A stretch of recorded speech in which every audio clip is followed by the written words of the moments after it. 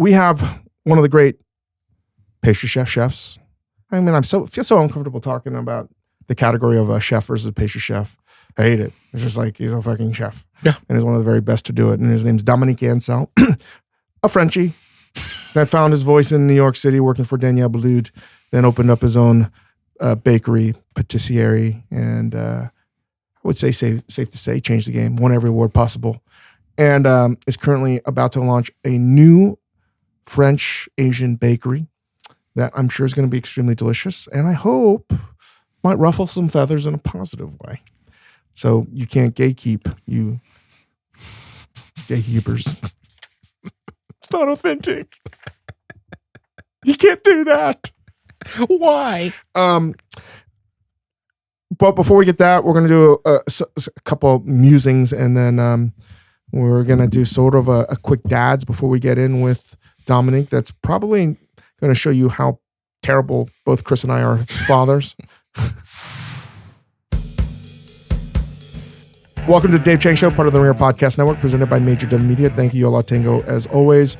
Again, we got Dominique Ansel coming up. We're going to do a little bit of a dads, and then sort of a primer on his creative process to some degree, talk about his new bakery, and taking some chances. And I'm very excited. We talk about the cronut quite a bit, so stay tuned. I have a friend that is traveling for comedy purposes, working on a tour, and they're going to every city. Mm-hmm. And every city, they're making sure to tell me the food is unbelievable. Uh-huh. And I think we're at a place right now where we're probably going to need to talk a little bit more, but are we at peak food? Peak food. And I always say this, but in the sense that, like, it's better to eat now than it's ever been in the history of the world, particularly in America. Is it safe to say that if this is the case, right? Like places like, no one wants to say their city secondary, tertiary, but like, Omaha, Nebraska, Oklahoma City, places that historically have not been. We were at, what town? Kansas City. Kansas City. Mm-hmm. Kansas City is good fucking food. Yeah. We had some good meals in Kansas City. And we're not just talking about the barbecue. Mm-hmm. We had really good Vietnamese food. Really good Vietnamese food. Our boy Johnny and Helen are doing a good job there. All sorts of delicious things. I think you can make this proclamation. Food has never been, but we are peak eating in American restaurants at a national level, because every city has someplace great to eat. When I say great, that's probably always been the case. But what I mean by that is, like, when I say great, what I mean is there's a restaurant there that's serving something as delicious as any place you could get in America. Like, you can be in Omaha or... No offense to Omaha. We're not saying Omaha. Okay, not Omaha. You could. What you're saying is any city. You might not be in Los Angeles or New York or San Francisco or whatever, and you might not have 100 restaurants all vying for your attention. But you have one. We've got one or two. Yeah, I think that's.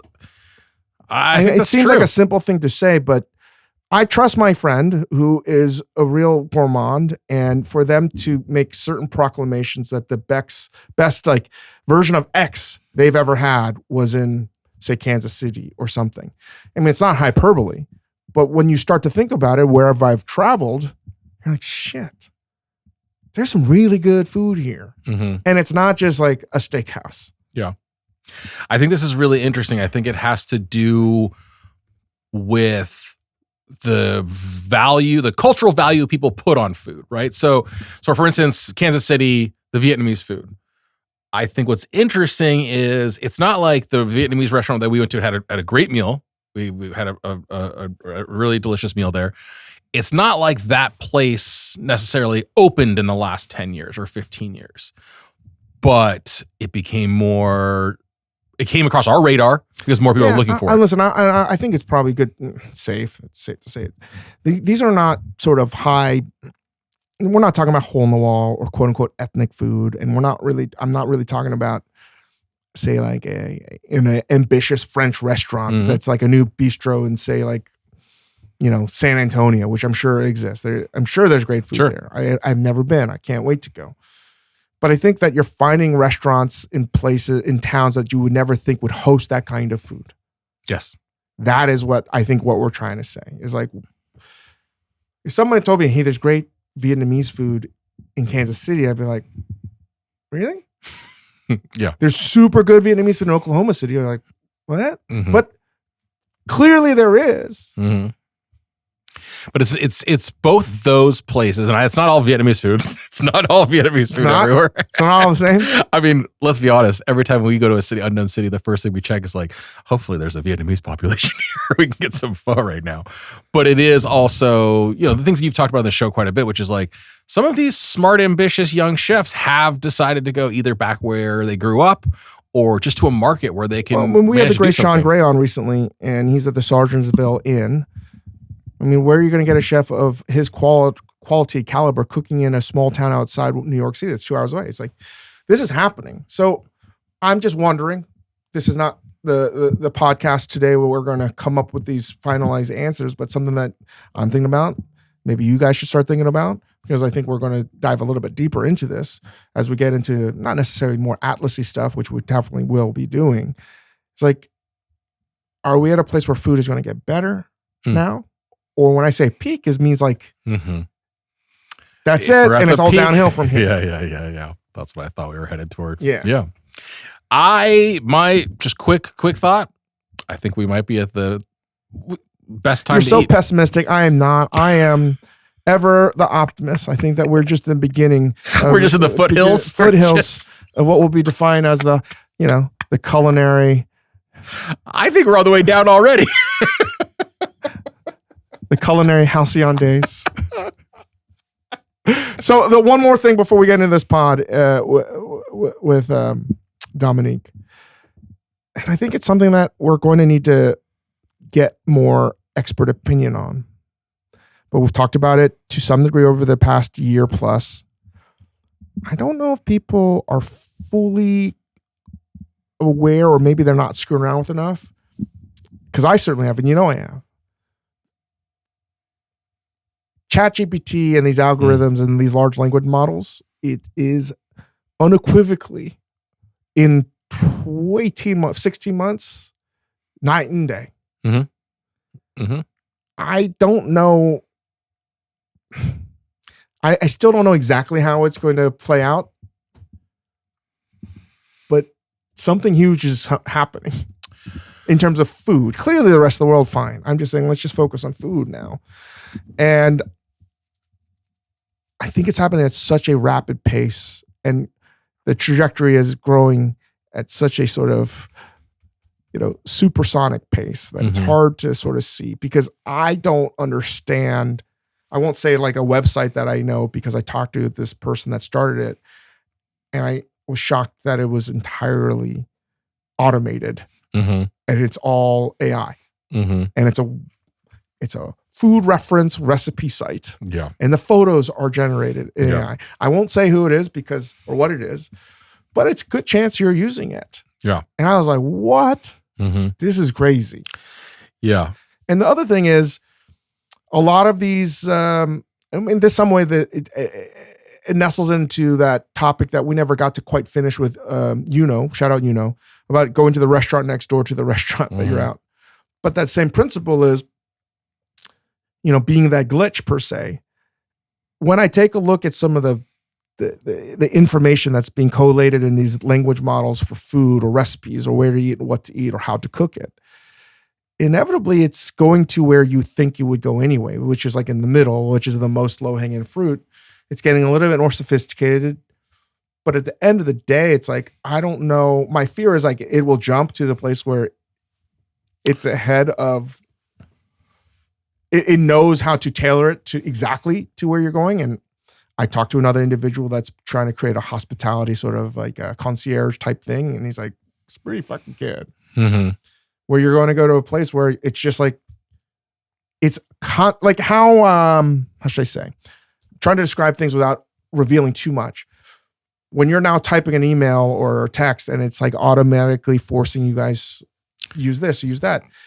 It's now when you put in your calendar, it's going to know when you're, hey, talking to your friends, like, hey, you should go to this restaurant. It has opening at 8 p.m., blah, blah, blah, blah, blah.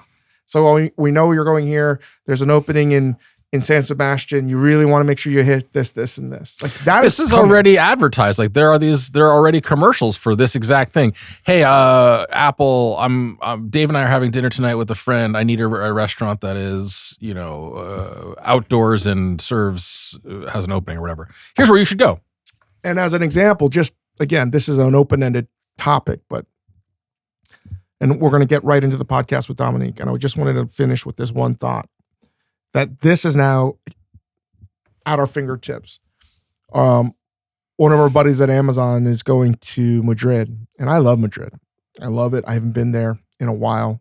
A couple guys I used to work with actually found partners, and they've been living in Madrid and Sevilla and blah, blah, blah. I used to go there quite a bit. I haven't been in a few years, but there are some bars there that won't change because they've been there since Hemingway and shit like that. And there's a bar that's sort of touristy down there in Madrid, and I couldn't remember. And I was like, yeah, I think he would like this bar. But all I could remember is it's a bar in Madrid that you get pretty drunk in, and you can drink a lot of sherry. I don't remember anything of the food because I was like, I also remember that you could, to like get into the back, you had to crawl on your hands and knees under the bar to get to the back room. But there's a front room right there too. Mm-hmm. I was like, is that enough for the algorithm to go off of? And I was like, let's see. And found it. Yeah. You know how that just would never have happened. Mm-hmm. Yeah. And that's why I'm like, holy shit. Yeah. I mean, that's a holy I mean, either it would never have happened or you would have had to dig or go into your mind palace and figure it out, which we'll never have to do again. No. Again, I think we're talking about things that seem, that's such an easy thing to understand. But I think I cannot express enough my disbelief that I can now type into the phone and out of the cloud. Yeah. It is. And what is that going to do with where to eat and what to do and all of that stuff? I think it's very exciting and also very terrifying. Yeah, I think that's exactly what. What is not terrifying is the delicious creations of our next guest, Dominique Ansel, and very excited about his new bakery and all of his delicious creations. You should always check out one of the most important chefs in the game today. Well, you may be wondering, who are we talking to? Who are we talking to today, Chris? We're talking to none other than Dominique Ansel. You might a guy. You might have heard of a few. If you've never been to your bakeries, they have almost without a doubt been affected by your creativity. I mean, he's right in front of us, so it's probably weird for him to say, but he's one of the greatest of all time. Mm-hmm. Mm-hmm. And I think regardless of whether it's pastry or desserts, I think in gastronomy in general, it's really hard to say that anyone's done anything truly innovative or creative or is constantly trying to push it. And I think that we're blessed with truly very few people can actually say that they're Thank you, a guys. real You creator. gotta make me blush. I think there's original. Yeah. I mean, there's also a little bit of a game going on right now, which is how long, when you do interviews or people talk about you or you go on a show like this, how long can somebody go without saying a specific word that's associated with you? Like, how We long? haven't said yet. Yeah, no. You haven't said it yet. I'll tell you, we got a lot of funny stuff to talk about that. And how before I even knew you, I was defending you with, I might have been an Aspen with a certain American chef that's very famous. We're gonna get into what that word is and where it all came from, but also we thought maybe we would do something a little more refreshing instead of just jumping straight into the pastry of it all. Jumping straight into misery of being a Yes, father. still not saying the word. Amazing. Yeah. We're not gonna do it. We're not gonna say the word listen, for one before whole we get segment. in there, right? We're gonna talk a little bit about traveling with some toddlers. Because you're in town. I've been in town for a week, yeah. You wanted to just come say hi. And then we're like, no.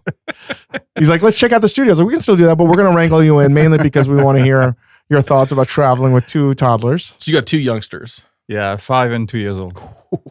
It's good. It's good. Have they done a lot of travel with you? Yeah, quite a bit. Yeah. Yeah. So when you flew out here, how are they as travelers? They're very good. Come on. No, seriously, I'm lucky. I'm very lucky. The first time we traveled, we went to Hawaii. Mm-hmm. From New York. From New York, straight to Hawaii. And they did great. I took them to Switzerland, took them to Taiwan, I took them going to France this summer. They travel very well. I'm probably very lucky.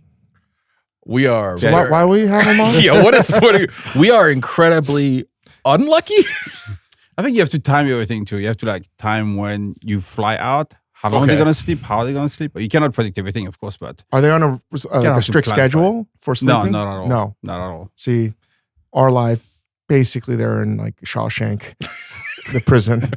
We have them on a strict schedule. You cannot be too strict, especially when you travel so far internationally. You cannot be too strict. They're kids. They sleep when they're tired. They wake up. They eat when they're hungry. And you hope the best in between, right? Did he not get the memo? Why? I didn't get it yet. Yeah, but okay. I mean, the one rule that goes completely out the window on planes is any regulations around screen time are out the window for me. It is just you will absorb as much screen time as there's necessary. no rules there for sure. There's no rules, right? There's no way to have rules anyways. My son watched 3 movies and just fell asleep as we landed, literally.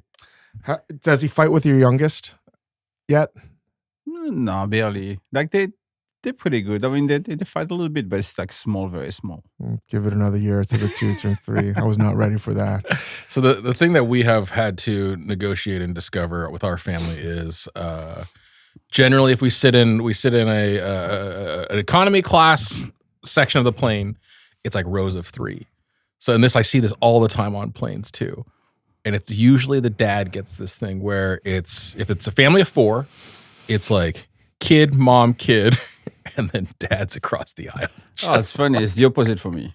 You're in the middle. I'm with the kids, yeah. I usually have to be in the thick of it too. Yeah. It's kid, me, kid. Yeah, my wife doesn't trust me with the kids.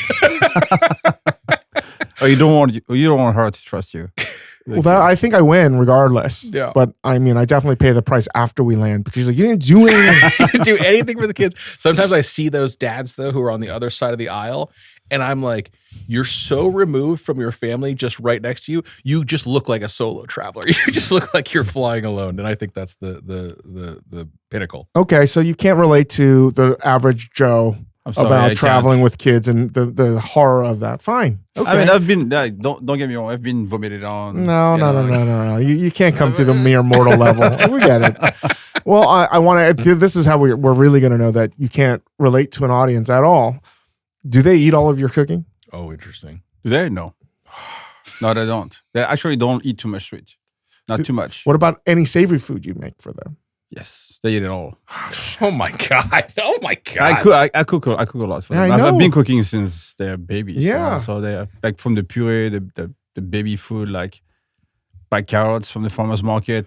Last time I bought 2 bunches of carrots. Your wife's Taiwanese, so they're magic people. Your kids are magic people. They're magic people. They're half white, half Asian. Yeah. You got the best of both worlds. Yeah, but at least your kids eat pickly, but your kids eat everything. My kids, my little one, she eats spicy food. Shit. What the hell fed her like a budejige last week. She ate it. She said, I want more soup. This is bullshit, man. It's just not fair. Sorry, guys. I have beautiful kids. Maybe I'm the luckiest man in the world. This is total bullshit, man. I don't agree. Whose bright idea was it to talk about parenting? Great. I think one thing for sure is when you first started out cooking, this is what I mean. I think it's really difficult to try to express and learn your vision when you are responsible for other people, right? Could you do what you're doing now, vision-wise, execution-wise, with 2 kids? Not to say that's not possible. People do it, but it's totally different when you're in your 20s. No, I will not. I couldn't. I will not. No, you have different responsibilities in life now. You have like different duties and different expectations as well from people around you. But what was the responsibility when you're like you're still like not starting gonna to say cook? it. Yeah. No. We'll get to that. But like when you're working in France, right? You're like, okay, like this is where I can go. I've decided I want to be in the field of pastry. There's other things I can do, but at some point, for anybody that's been uber successful, they've just said like, this is it. Let's fucking go. I'm gonna go as hard as I can into this. You know, my first years were not obvious. Like many chefs, right? My first year in the kitchen, I was actually a savory chef. I hated it. I hated it with passion. Why? You hated being savory. I hated all of the industry. Yeah. Why? When you were a kid, when you're 16 years old, It's a lot. it's a lot to like take in, you know? So how did you decide though that it wasn't just cooking as a whole you hated? You weren't just you decided, let me try pastry then instead. Was it more civilized pastry? It was a lot more, yeah. But I was in a small restaurant, right? Where like the three of us in the kitchen, and sous chef like someday like didn't show up, and I was behind the stove with the chef. So he taught me everything, and one of the things he taught me like was pastry. And that was the only time where I was like he was like pulling a recipe and telling me to follow the recipe, and I was mesmerized by it because everything I would do with pastry was like perfect. Every time I would follow the recipe, it came out like perfect. With cooking, it's a lot different. It's a lot about feeling, intuitions, knowing your ingredients, seasoning differently, testing if it's, things are vegetables, fruits are ripe or not, the flavors, everything it changes. It's more of a feeling. With pastry, it's more like you have to be scientific, you have to be precise, you have to be meticulous every step of the way. But I found that to be the case with, most of these very successful, game-changing pastry chefs. They got into it. Like you talk to Albert Adre, he's like, yeah, I didn't even give a shit about like pastry. It was just more the challenge, or that's just because one day I had to do it. And I found that more often than not, it's a combination of having the freedom, right, to sort of like do your thing separate from the savory kitchen. And it's more like I don't think I've ever met somebody that that's exactly what they wanted to do to start. It's almost like they fell into it. Yeah, it's the same with cooking for me. Like I came out of school, like my parents couldn't send me to college, so I went to find a job. Like maybe I'll work in the kitchen. And I was like, little did I know, and they're in the kitchen in the middle of it, and I hated it. I really didn't like it. Hey, listen, I would go to work like with like a knot in my stomach every day in fear of like working with the people I was with. But luckily, after a year or two, the restaurant was sold to a younger chef who worked in Paris, and everything changed for me. So I was fortunate I found someone like decent to like really teach me and like inspire me and teach me how to appreciate and love what I was doing. That thing you were saying though of the sort of precision of the pastry kitchen. Like people always talk about this in terms of savory cooking is feel and reaction and improvisational, and you don't have to follow the recipe, but pastry you have to be exact. My question is, I mean, you've done so much in terms of innovation and breaking the mold with the pastry you do. Is that too much of a cliche that pastry chefs have to be always follow the recipe, follow every single thing to the T? It's not so cliche. It's very scientific, and that's what I love about my creations, and especially one of my creations, is that I broke the rules. I like followed them for so long, and I was so strong in those roots in like knowing, the base, the foundations. He's talking about his chocolate chip cup. Okay, if you're wondering, just to bury the lead. I'm just watching the clock, and we're setting a record here. Edible chocolate chip cup. That's the first, guy. That's the first. We're setting a record here. I think if I was starting out all over again, it's funny because when 25 years ago, I think that if you were going to enter a kitchen, like a good, ambitious kitchen that's, trying to do excellent, groundbreaking food, everybody probably would say, I want to be in the savory kitchen. I want to work fish station. I want to work saucier, whatever. But I regret not spending time working in the pastry station first. I think it gives you... it's not too late. It is too late for me, folks. It's not too late. It's not too late. No, I would say it's not. Clearly, it's not. But if I had to do it over, because I think today gives you a way of thinking about food that if you want to really have a good, broad understanding of how sort of gastronomy works, I think pastry is like the better foundation to lay it upon. Which is why I think, if you think about people that are super creative today that are doing savory food too, they're almost all, like it's a high correlation with them doing pastry first. That's true. Yeah. That's true. There's a lot of similarity to it. The one that do like at the very highest level, they're very meticulous. Yeah. Every steps is like has a reason and meaning. But it's also that thing that you're talking about, Dave, is like the intuition and sort of improvisation in a savory kitchen works when you know why something's going to happen. Well, it teaches you discipline. Yeah. You have to be so disciplined to actually do all the methodical things right. And I think you sort of have to surrender to that idea, right? You have some agency, but at the end of the day, if you just try to go off the cuff like, certain kitchens can do, like our fucking live cooking show, it'll go disaster,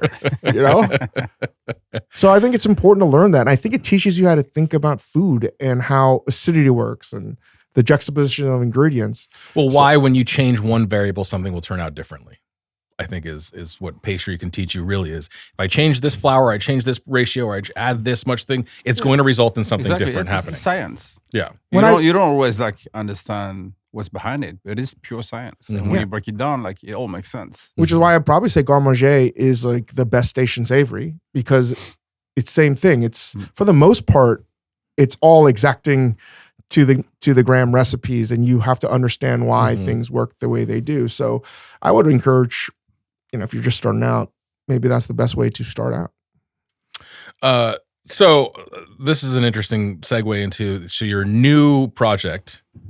Do I have to say the French here? Do I have to pronounce this? Yeah, go for it. So can make fun of you. Yeah. Papa d'amour. Oh, it's not too bad. It's cute the way you said it. Papa d'amour. Is a sort of, how do you want to describe it? Asian inspired bakery. It's more it's Asian pastry. Yeah, I think it's hard to describe. I think it's the first, right? It's Papa d'amour first means like it means like loving dad. That's what my kids call me. So at home we speak French. What's going on? Let me explain. My kids do not train them, okay? Loving dad. Dad, you're the best. I get a lot of that too. Yeah. It's we speak a lot of French at home, Chinese. My wife is from Taiwan, so we speak Chinese at home, and we speak a little bit of English too. And it's the mix of cultures between the French and the Chinese culture that comes together. That's the way we raise our kids. I don't make sure they keep both of them. It's so beautiful. Yeah, it's a third generation for them. I want them to grow up like knowing who they are as people. Knowing they're Americans. They grow up in the States, but they also have like roots from my wife and I, and bring this like not understanding of the culture, and especially when it comes to food, is very important for me. So we are creating a new bakery that is like French and Asian inspired, Asian in general inspired. So hold on, there's a lot of people may not realize it. I mean, if they haven't been throughout Asia, but I don't think people think that the baked goods and pastries in Asia is so sort of robust, right? I mean, Japan's one thing in terms of some might say better than some of the stuff you might get in France, right? But a lot of like Japanese pastries are French. Exactly. French roots. Well, that's what I want to get to is there any Asian baked pastry item that isn't based on French technique? There are a few, but very little. Very little. You're right.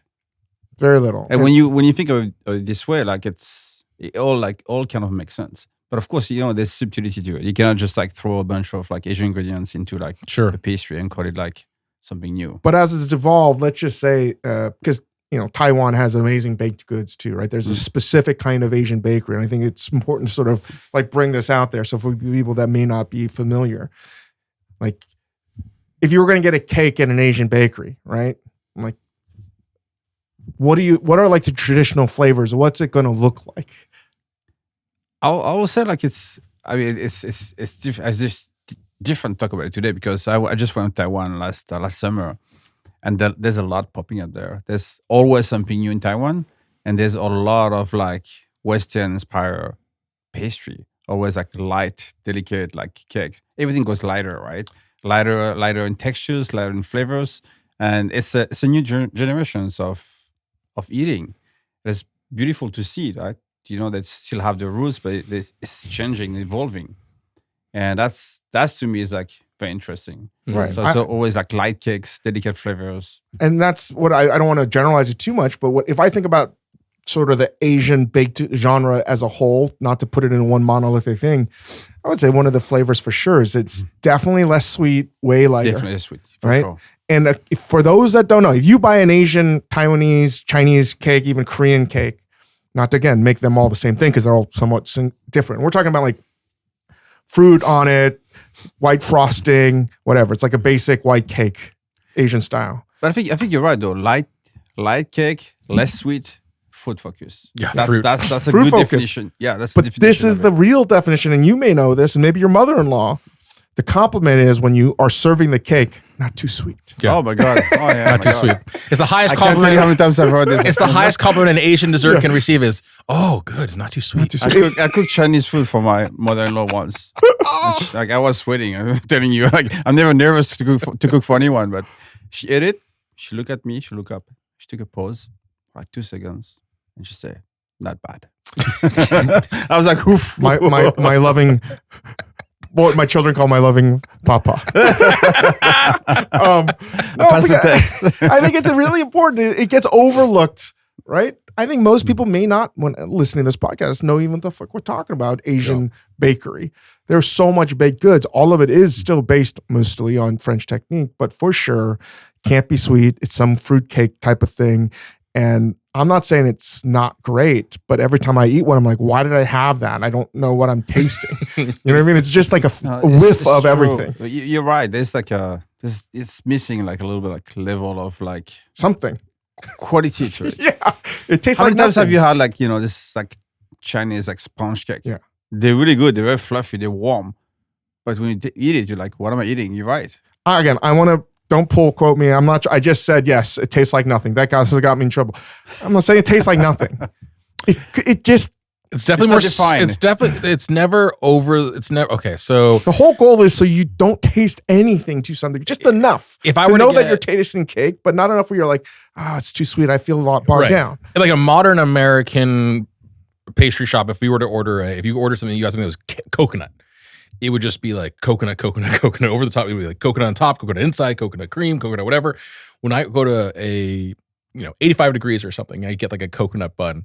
I'm like, I think there was some coconut in there. There was Or if like, you it's like very a subtle. traditional, butter frosting cake in America, it's like, you're going to get Yeah, but that that sugar taste immediately. Yeah. And the cake itself is like, who cares? People just want to eat the frosting. it's interesting you were talking about languages earlier and in terms of your family at home and then this bakery. Like you said, the fundamentals are still French when it comes to the Asian bakeries. The ingredients are more or less, it's like you need a leavening agent, you need flour, you need fat.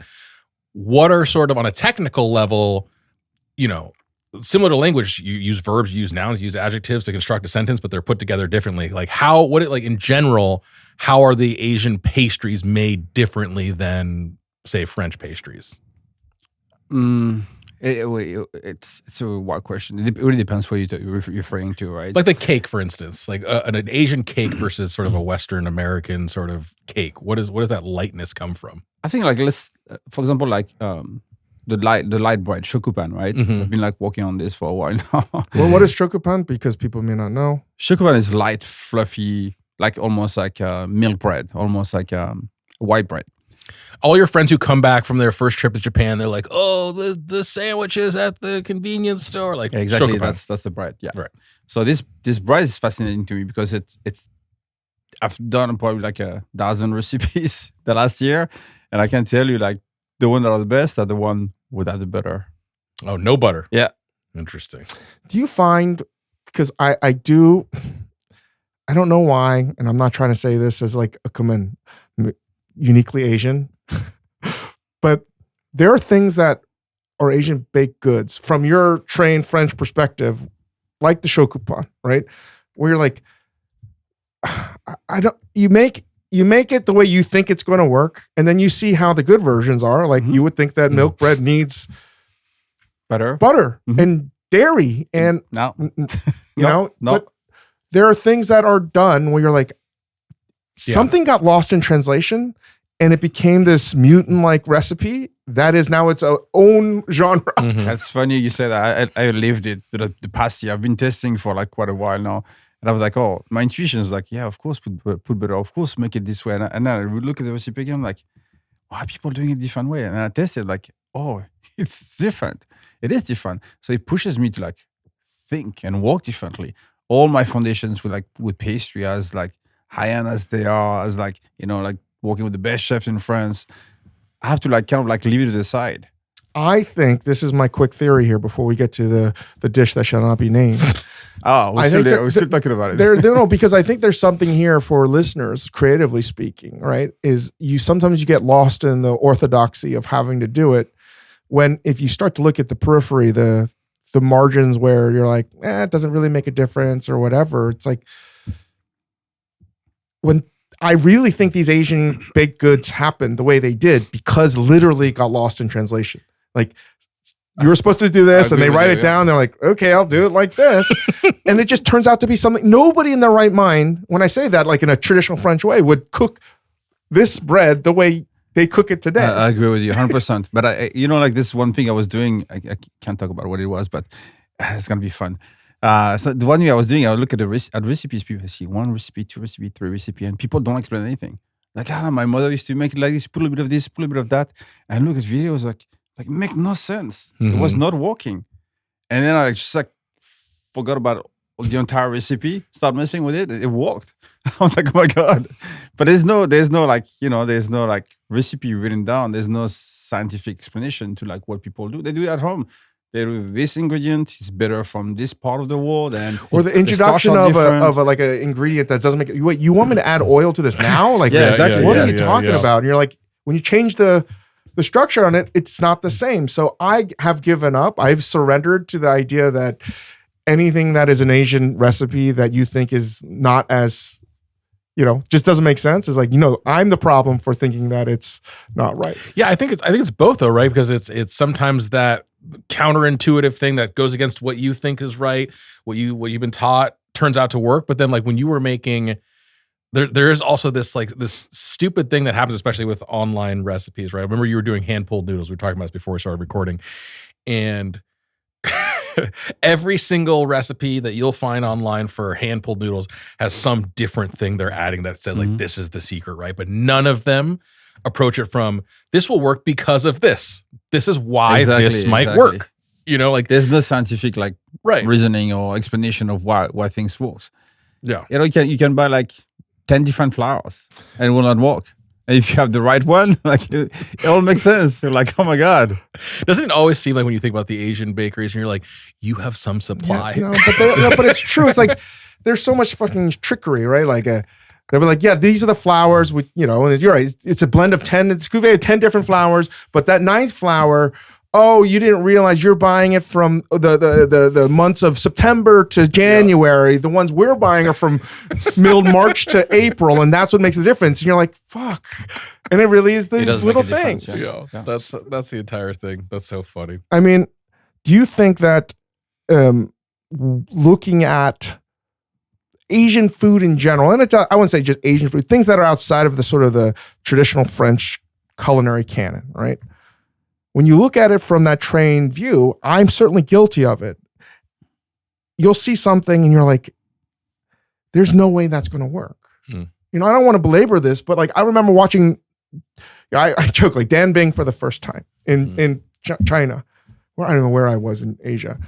And I'm looking at them making the batter. I'm like, well, that's weird. Like I don't know what you put into that crepe batter, but that's not crepe batter, and then they crack an egg onto it's basically crepe, right? But here, I'm like, wait, you're frying an egg first and then you're putting the batter on it. And then I'm like, everything about this is wrong I just saw you make the batter itself. That is totally wrong. Right. And then you presented this perfect package and you're like, I don't know what is because we were taught differently. Like we learn differently. We will learn like the science behind like cooking and baking, but we learn differently the Western way. No one explains it really like the. Which is why I'm excited about what you're doing here, and I think in general why I've always appreciated not just all your success, but your mind of how you think is. I think it's crucial to be able to know these moments and realize like I sort of have to question fucking everything. Trust but me. once you get to that point, it's hard to. Yeah, I've been learning a lot. the last 6 months, I'm like testing. And I'm like a lot of things don't work. So many things don't work, and I'm like you made a point. You know, like I'm just like questioning myself. Why are we doing this way? What's the science behind it? And then I'm like, oh, you know what? I'm just gonna do it. And it works. I'm like, oh my god. So is I feel like I'm resetting myself in terms of skills. Has this been the most difficult part of this merger of two different cuisines? Yes, absolutely. Because you won't do it the right way too. You don't want to be like, you want to be like a kind of like a merging of cultures without being offensive, without being like, without making no sense. You still want it to be delicious. You still want the technical part of, the French way of like utilizing great ingredients and skills, but you also want to bring the Asian like kind of palette and flavors and like appreciation for good food as well. Yeah, you also don't want to, I mean, you also don't want to fall short of the original inspiration, right? Like, I couldn't figure out these steam buns, and this is 60% of where it should be. So here it is, because I made it. You don't want that either. Has there been a single sort of project that has posed the most difficulty to get right? You just say it's steam buns. I'm working on something steam. So hard. This is very challenging. This is really challenging. We don't like steam and eat right away. It's very, very tough.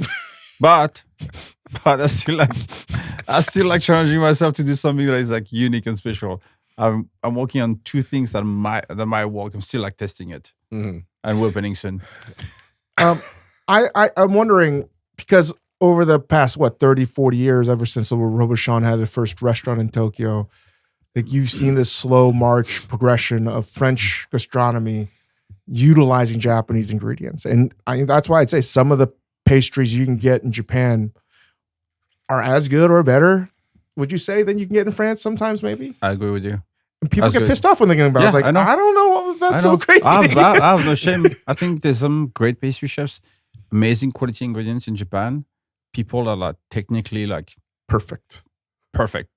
Like they do it better than the French. So crazy. The machine, it's like you show them one way, they don't like go like left or right. They do exactly the same way you show them, or even better. Because like I'm just saying, like for the, if you make a Pierre May had like the first yuzu macaron, right? Like I think most people have tried to fix Japanese ingredients into a French technique, right? Mm-hmm. I think the only chef I feel like on a savory angle that sort of swapped that is like Barbeau at La Chance, who basically I think makes Japanese food with French ingredients. It looks French, but to me it tastes Japanese, or at least that's the sensibility. I don't know if I've ever seen on a current level someone trying to make a baked good pastry. No, that's how are you going to look at it? I mean, clearly it's going to be French technique, but again, like a macaron's still going to be that. Yeah, I'm not going to go that traditional. No, but that's why I mean it's like you're trying to do something that's never been done. To some degree, I don't want to make it sound like that crazy, but you're doing it the hardest way possible. Yeah, you're right. But I love what I do. I love exploring. I love challenging myself, like to learn about culture, to see how deep we can go with the things that have been done for like centuries sometimes. So when you're making this dish, what do you want people, to me, I'm fascinated by this, right? Because when you're trying to like split the culture in a way, and I always think about it is I'd like the dishes where you can't see the seam. You don't know if it's French and you don't know if it's Japanese. You just know that it looks like something you're familiar. Yeah. And when you taste it, you're like, I don't know exactly what it is. It could be both at the same time, whatever. But that is extremely difficult to do. I think that's what you're going to try to do. I'm excited to see. That's what I'm trying to do. It's very delicate. You have to be sensitive. Some people, like I said, might be offended. Be like, "Oh, you're just trying to do this with that. They're just adding this in here." But you have to understand, like cultures. You also have to to look into like core memories, like childhood memories. For me, is one of the most important things. I always tell the story of frozen s'mores. Like, I'm a kid who grew up in France. I moved here. I was like almost 30. I came to America not knowing what a s'mores was. And I created the frozen s'mores, an ice cream version of the s'mores. And people like went crazy for it. We brought it to Japan. It went viral in Japan. The s'mores went viral in Japan because of the frozen s'mores that we brought there. How amazing is that for a Frenchman to come to America, learn about the culture and bring something that is so deep in the roots of every American kids. Tapped right into the main vein for white America. With s'mores? Ice cream? Yes, I'll take all of that. But I think your point is great. And for anybody who's, I'm sure there are people thinking about this, like you said, people are like, why are you doing this? That's, you can't mess with the tradition of anything. You can't touch anything. Nothing is static. If you go to Japan, you go to Taiwan, you go to France, like, it's not the idea that like Japanese food is just one thing forever and will never change and no one can touch it, or Taiwanese food has to be this one thing and can never change. Like that's the thing. Like, we give a lot of shit to France, but when you go to France, it's not just everything has to be traditional, right? Like there are bakers who are pushing things forward as well. You're right. This world is not static. Look how fast we're moving, how fast we're traveling, how fast we're communicating nowadays. It's changing. It's great. But in French pastry, right? Like we've come to the end of the universe, right? Like there's very little things that have not been made or created in technique-wise. Like there's nothing left to go. Come on. You don't know yet. I think so. I don't know yet. I think so. Just think that will come that we have no one's going to do some 8-dimension puff pastry fold. That's just never going to happen, man. Like it's come to you cannot perfect it anymore. I just think it's amazing if you think about it as a whole. Like, I think there's a beauty of what we do with food. There's always more to come. Well, I think it's more to come is in what you're doing, right? This is where I think it's exciting. I think that this is where you are really, risking the biscuit here, because when you start to merge, and as you know, playing with nostalgia, that's a dangerous game. It's worth risking because it's to me the only areas left to like try innovation and to tell new stories. It's very delicate. You have to be subjective. You have to be like leaving room for people, for interpretation as well. It cannot be too much one or the other. It has to be like, oh, I'm experiencing something new. So is there one dish or one creation that you've made that, let's just say, I don't know, somebody from Asia would be like, they read it and they're like, this guy's trying to make this version of this, Or are they going to be like, what? Hopefully they appreciate it. Hopefully they understand it, But I'm sure not like it's for all of us, right? Not everyone loves everything we do. Yeah, you have to be realistic as well. Which is what I wanted to say. It's funny. People need to know. It's like, let's just say you do your version of chocopa, right? Mm-hmm. Someone's going like, you can't fucking do that. That's ours. Like, no. it was French first. You know what I mean? I just don't know if you can get to this point with what you're trying to do. Like, it's like, you can't make like a chocolate cake. Mm-hmm. I'm like, there's no chocolate. There's no vanilla in Asian cuisine. So like, I think people need to be a little bit more open to the idea.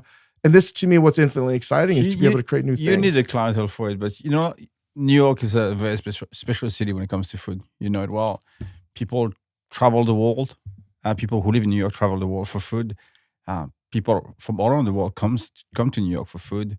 So hopefully, like there's a good mix of like people who appreciate and understand it as well. And this is our job too, to explain what we do a little bit and to not just to like to sell pastry, but to explain what we're trying to accomplish and how we merging two different cultures. Could you have your career if you moved to any other city other than New York?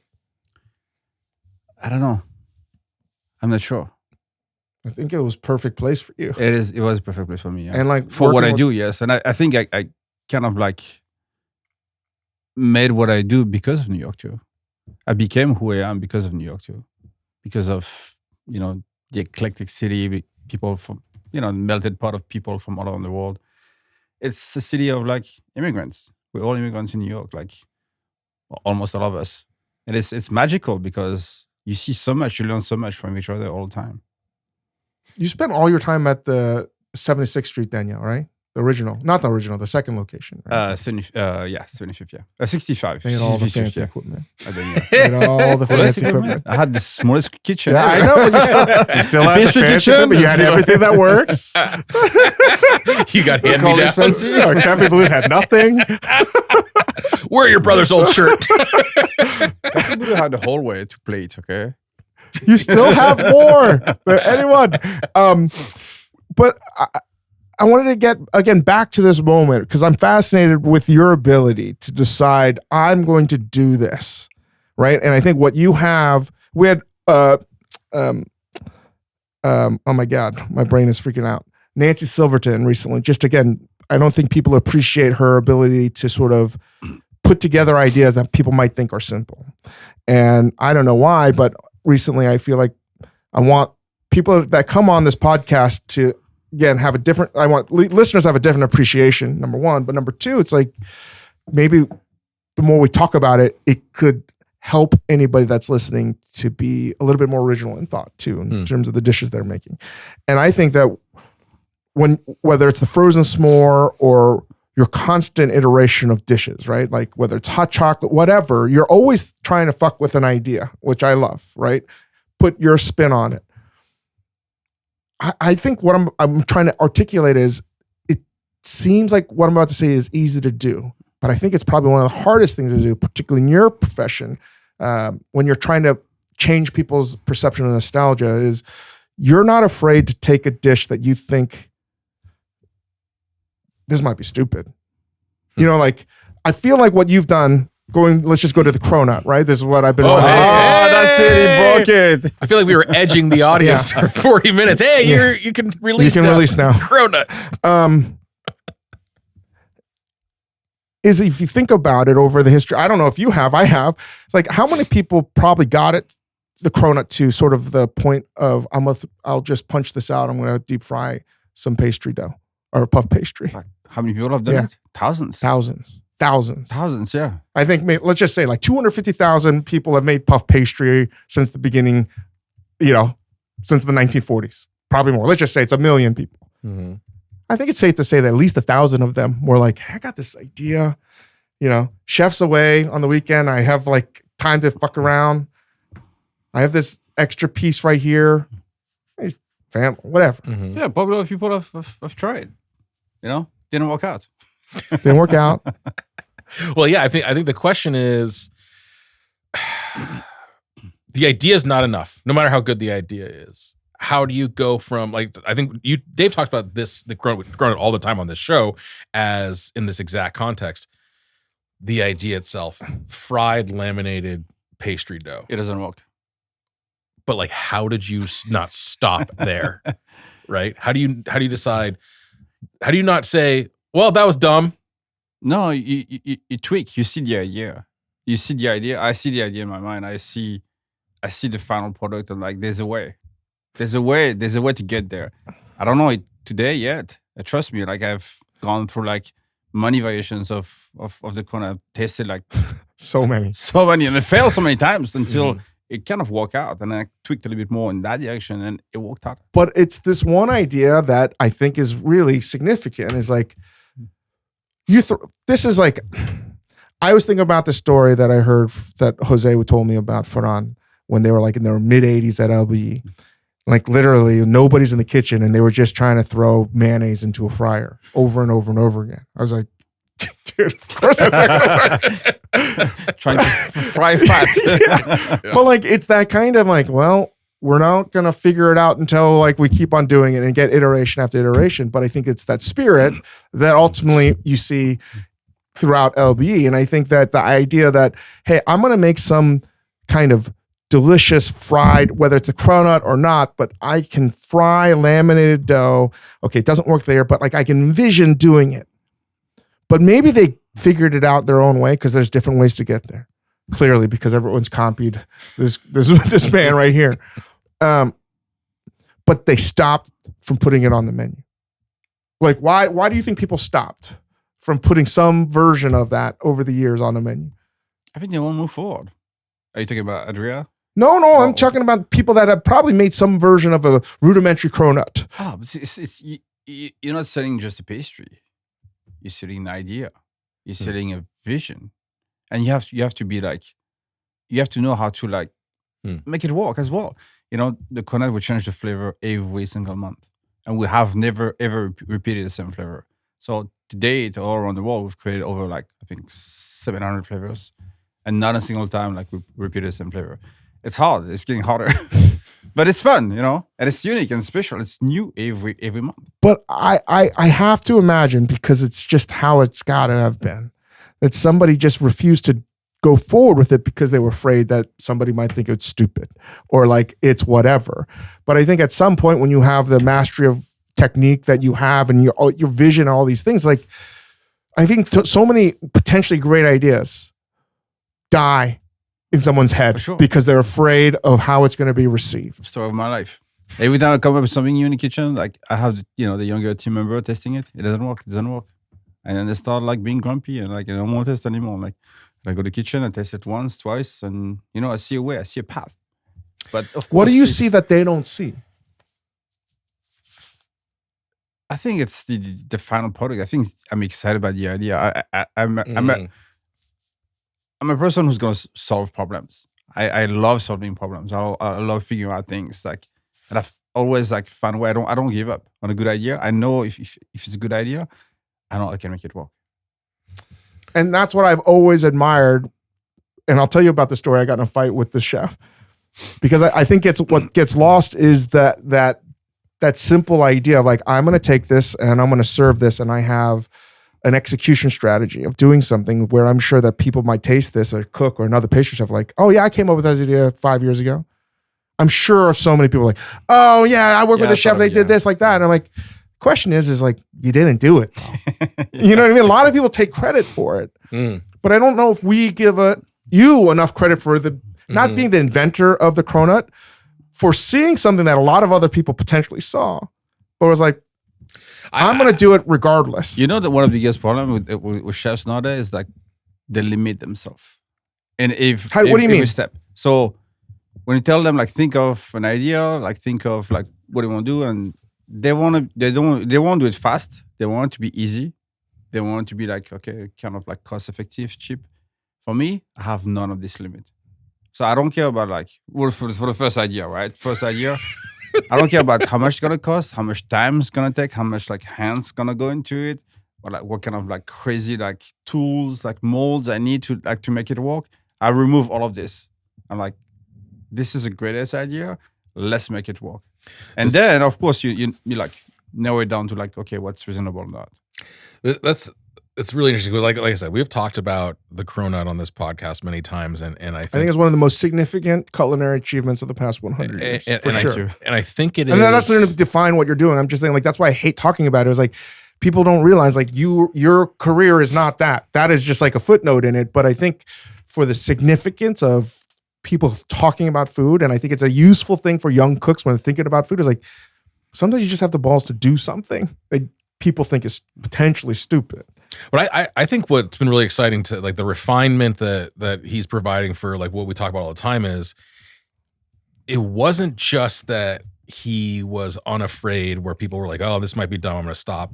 It is, I have a vision of what this is going to be. I have a vision of the final product here, and I'm going to push through until I achieve that product. I'm not going to get to 60% of the dream and say, well, let's see if this works. Like I'm gonna go all the way to give up, all the way to the final.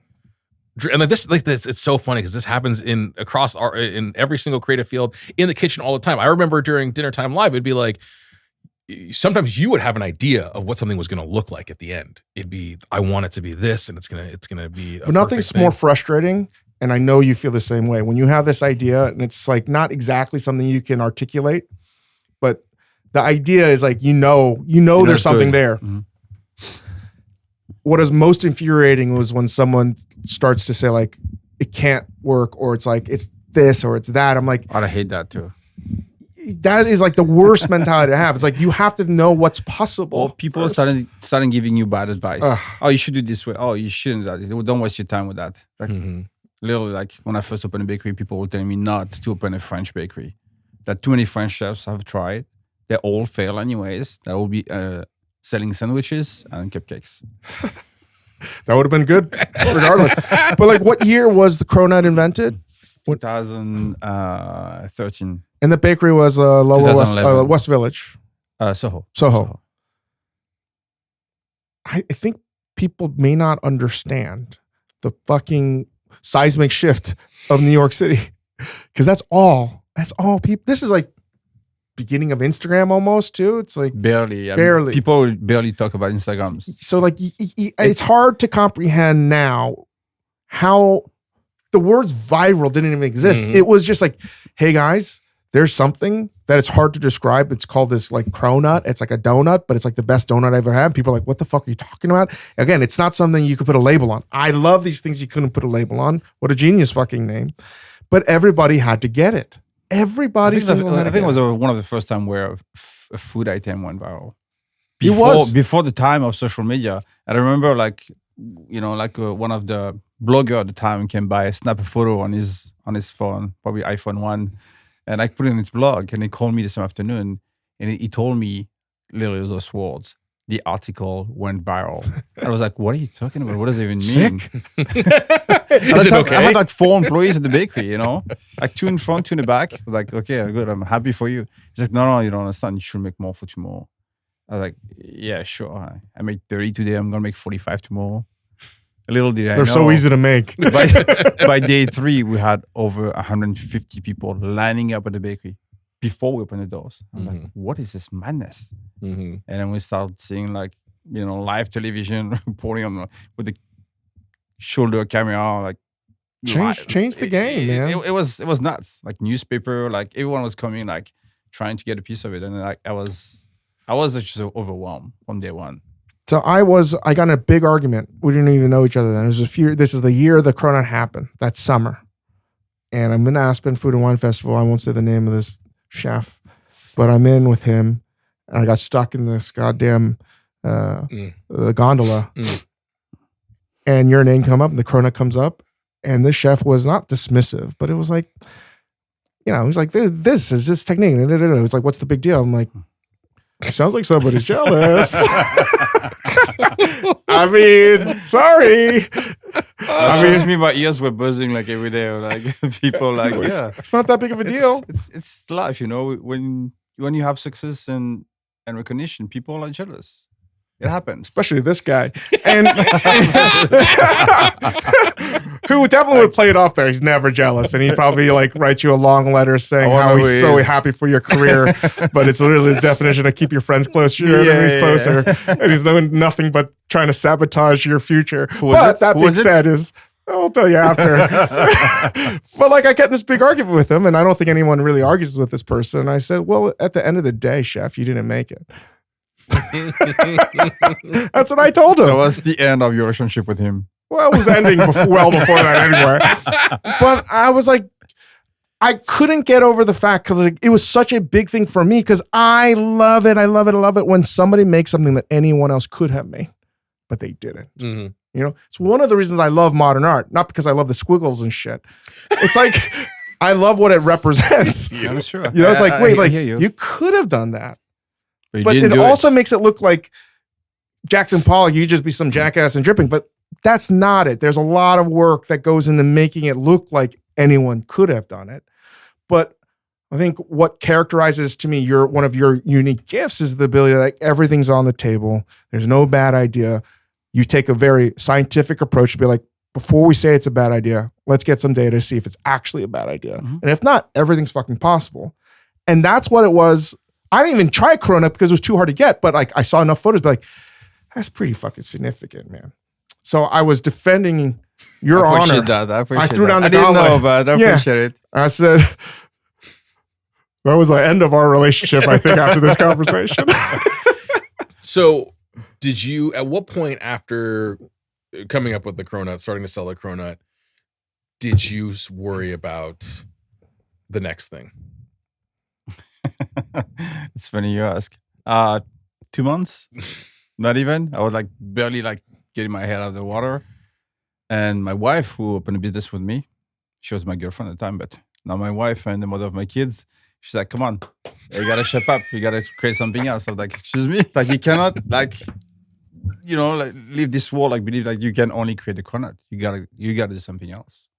So do you, I mean, let me, But you've made so many goddamn things. But that was a frozen s'more right after. And then the chocolate chip cookie, the cookie shot. The cookie shot. Shepherd shot glass, we pour milk inside. Can I tell you how I eat that one? One bite. One bite. I've seen people doing this. I mean, I don't know. This is maybe a question your therapist should ask you. Do you believe? I don't have a therapist. I don't need a therapist. Do you believe? This guy's perfect. I know. His I'm kids not are French perfect. guys. I'm far from over perfect. here. I just have perfect kids, okay? Do you either aspire to, or do you believe that at some point in your career you'll make something new that makes the cronut look like nothing, like small, like puts it like that overshadows even that huge creation? I don't intend to. Like, I never intended to like change the world with the cronut. Mm-hmm. I do what I love, like, and I love what I do. So it's, for me, it's like, yeah, I want to connect with people. I want to show them something new, something different, some of my vision. Same with, like, that's what we're doing with Papa d'Amour, this new concept that, like, embrace like the French and the Asian culture, where like this is a new world. Like, we should think differently. We should like live differently. No wonder he doesn't believe we reached the end of French pastry. He's still trying to find French pastry. He's trying to find he's still trying to find the next level. Well, I don't know if we have anything else to talk to, because I'm still upset that he's such a perfect. Really upsetting. I'm not honestly. perfect. I'm far from perfect. Trust me. That's not what your mother-in-law just texted us. Not bad. I've Sure, never gotten a he's not perfect. bad. I wouldn't be surprised. Yeah. What did you, really quick before we go? What Chinese food did you make for your mother-in-law that was not bad? That was a stir fry with pork and celery. Okay, not bad. What dish should he make to really challenge and express his love? Lion's head. Ooh, Lion's head. I've never made one. I've made one with my wife. Sorry. Yeah, make it for I've your never mother-in-law. made one myself. That would be tough. See, Lion Taiwanese head's good. classics. Lion heads. It's hard to make a good one. It's a tough one. What's the dong po? What's Dong po ro. It's Mao's favorite braised pork shoulder, pork butt. Yeah, that's a tough one to make good too, for sure. You're not perfect yet. Yeah. Not yet. Thank you, guys. When's the restaurant supposed to open up? The new bakery, sometime in May. I don't have the date yet, but And what's the location going to be?